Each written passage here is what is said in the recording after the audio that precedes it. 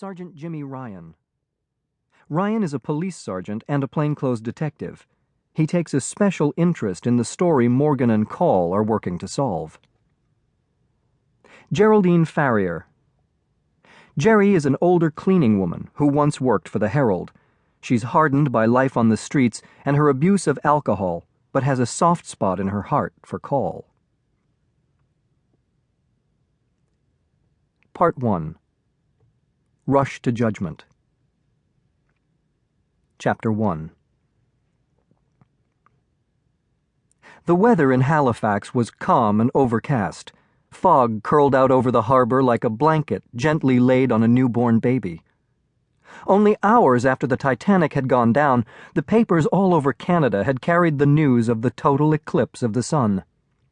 The eclipse had been called the greatest celestial event the country had seen in over 53 years.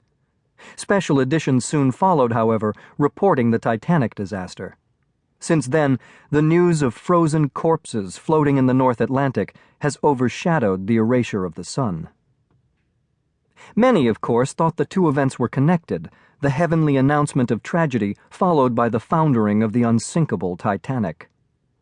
Calmer heads in Halifax, however, made no attempt to link the judgment of God to the grand pride of the White Star Line. Captain F.H. Lardner stood on the bridge of cable ship Mackay Bennett and watched the men wheel block after block of ice up the ramp. He stuck his hands deep into his coat pockets. The gold braid on his sleeves peeked out and showed his rank in spite of the plain blue jacket he wore. He watched as a group of pasty-faced men in black stood on the dock. More than 40 members of the Maritime Provinces Funeral Directors Association would be on board to see to the dead. The crew were all volunteers, in spite of the double pay that was being promised to each man. Ships at sea were keeping a wide berth from the scene of the disaster. The captains wanted to avoid their passengers being subjected to the sight of hundreds of bodies floating in the distance. They also wanted to make certain that they kept south of the ice field that was streaming out of the North Atlantic. Even then, the warnings had been too late for some. The German liner Rhine reported bodies and wreckage at latitude 42 degrees 1 minute north, longitude 49 degrees 13 minutes west. The Bremen sent word that she had passed more than 100 bodies at latitude 42 degrees north, longitude 49 degrees 20 minutes west. The crew reported watching as one woman, clad only in a nightgown, floated by with a baby clutched closely to her breast. They saw another woman clinging to a shaggy dog. They saw dozens of men frozen together in their final desperate struggle for life. Lardner pushed open a side window to the bridge and poked his head out. "Let's step lively, mates. I want to make the tide." Several men were carrying coffins and following behind the men with the large blocks of ice. They picked up their pace, and one raised a hand in the captain's direction to acknowledge that they'd heard the captain. "Captain!" one of the men in black attire shouted. He looked at the other men gathered around him and then took several steps toward the ramp. "I'm still expecting 10 more of our morticians." "And who are you, sir?"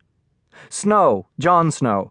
I've been asked by the White Star Line to oversee the funeral arrangements.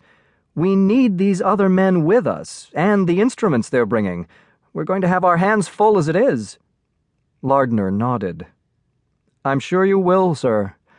I'm sure you will." Lardner leaned his head back into the wheelhouse and slid the window shut. He rubbed his hands together to give him some warmth. The engines had been going for hours now, but Lardner's blood always seemed to run cold at the wrong time. A smile crossed his face as the first officer, Charles Hitchens, stepped onto the bridge.